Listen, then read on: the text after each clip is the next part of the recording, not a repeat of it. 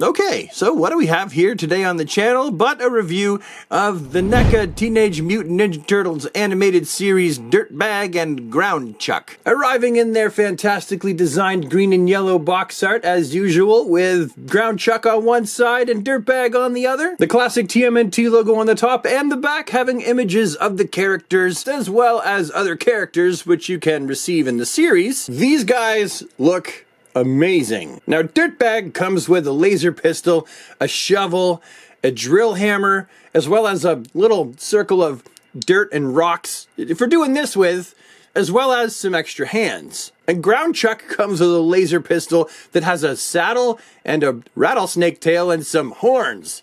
He also comes with this little purple device. I'm not exactly sure what it is. Now, I watched the original 45-minute long episode that these two characters first appeared in, Planet of the Turtleoids, and even some of Escape from Planet of the Turtleoids, where these guys also make an appearance, and I can't recall where this little controller doohickey comes from.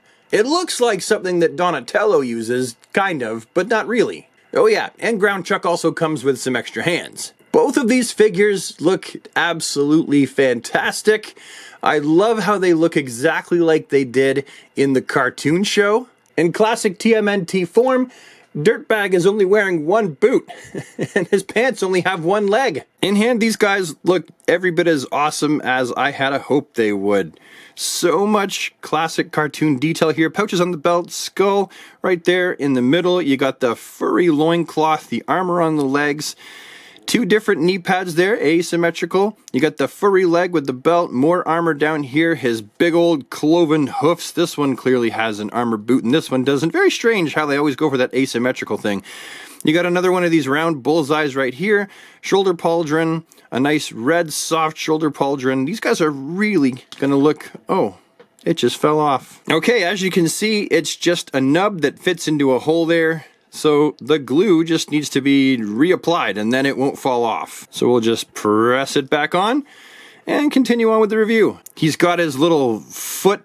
I wouldn't say that's a tattoo, because how do you tattoo a fur anyway? He's got a foot there on his bicep. Arse kicking gloves, different, just like the footwear is different on each foot. Up close, it fell off again. Okay, fine. I'll glue it during the video. Okay, Gorilla Glue gel. We're gonna get some on there. We're gonna put it ever so gently on the nub, and we're gonna place this back over top. Okay, anyway, where were we? Oh yes, the face sculpt for this guy looks very cartoon accurate. Of course there's gonna have to be more detail. Like, you couldn't see all of the fur on his face in the cartoon, but with the figure they can sculpt that and add just a little bit more detail. His mouth opens, as we've come to expect with a lot of different NECA figures, that they have that option, that opportunity. Got his big old nose ring, fake eye there. I do kind of wish that this horn came off, because in the original cartoon he could shoot this horn.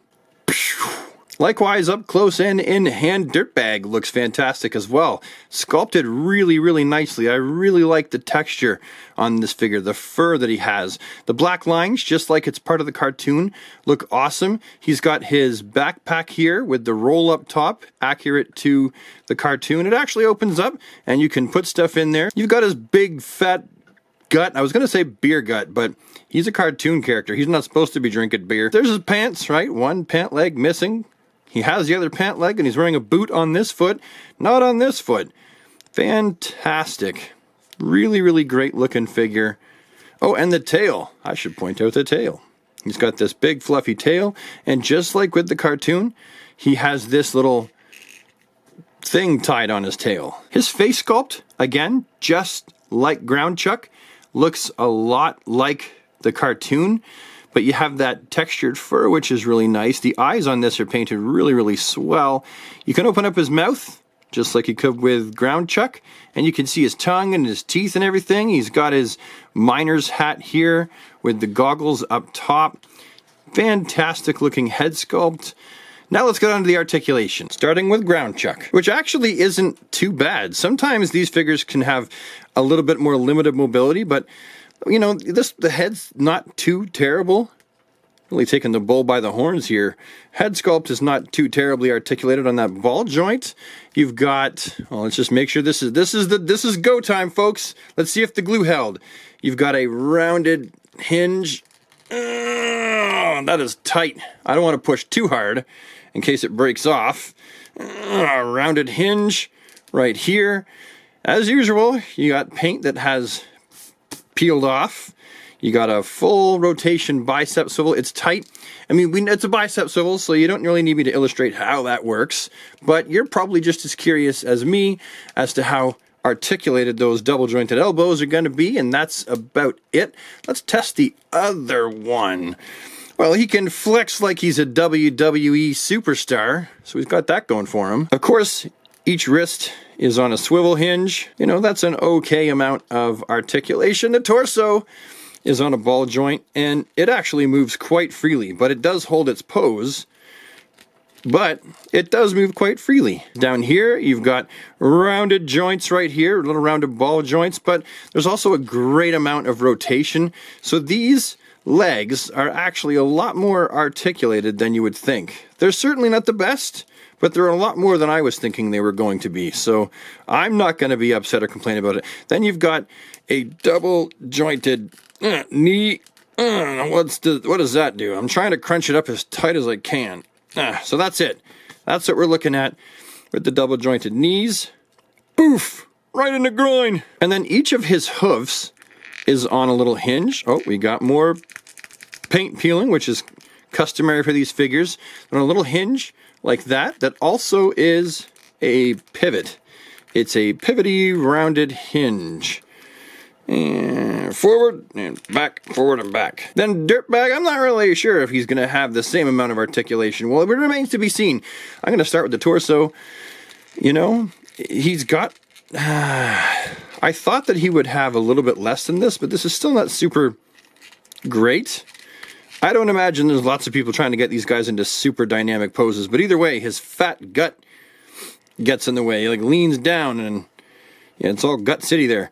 Then you got these rounded hinges in the arms. That's about what you're looking at. T-man right there. Biceps swivel 360 degrees, full rotation, double jointed crunched up elbows that do about that. Well, not about that, they do that. That's what he does. And you've got the same thing. You got a peg, spins, a little hinge there in the wrist, clicks into place. Get back down there, and then his head sculpt. How articulated is that head? Oh, it appears he's an owl. It can go all over the place. Any forward and backward motion? A little bit. There's not a huge range of motion for his head sculpt. I'll be honest. Even though the mouth opens, the head really looks like it wants to be able to move more. Then you've got, I'm going to go to the tail, because sometimes I forget to do the tail. Tail is on a ball joint, and that's not super terrible. That's an okay range of motion for that tail. Sometimes you end up with a piece of articulation in the tail. He does not benefit from that. Inside here, you got the rounded ball joints.